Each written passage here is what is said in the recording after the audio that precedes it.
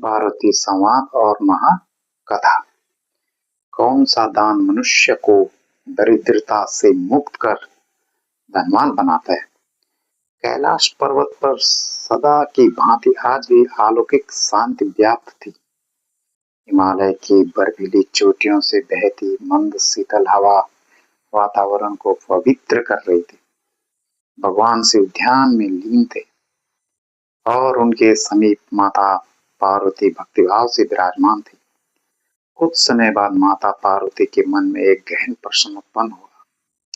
उन्होंने हाथ जोड़कर विनम्र स्वर में भगवान शिव से पूछा, हे त्रिलोचन, इस संसार में मनुष्य दिनों दिन परिश्रम करता है, फिर भी कोई धनवान बनता है और कोई दिन भर अभावों में रहता है।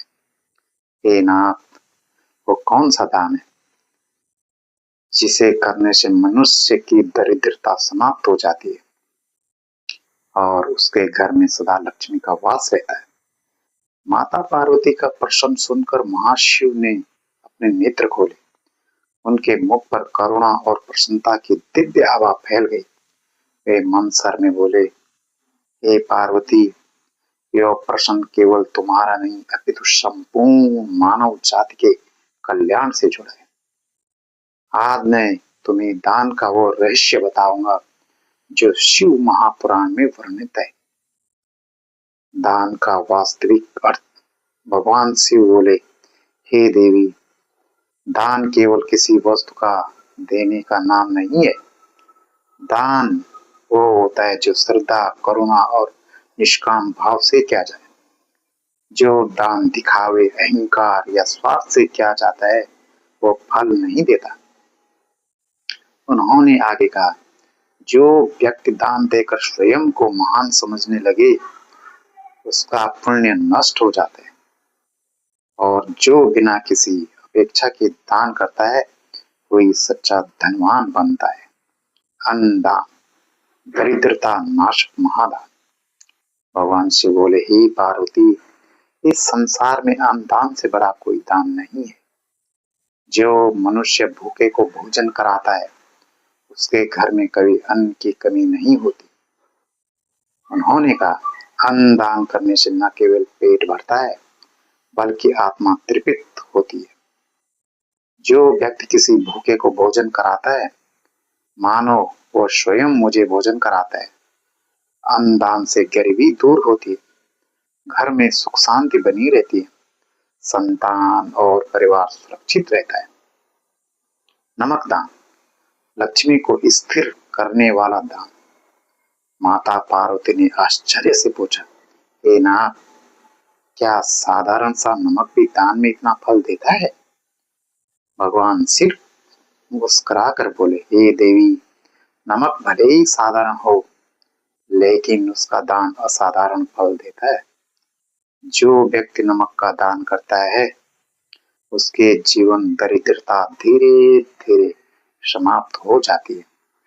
उन्होंने कहा, नमक दान करने से मनुष्य का ऋण उतरता है, अचानक आने वाले खर्चे कम होते हैं और धन टिकने लगता है।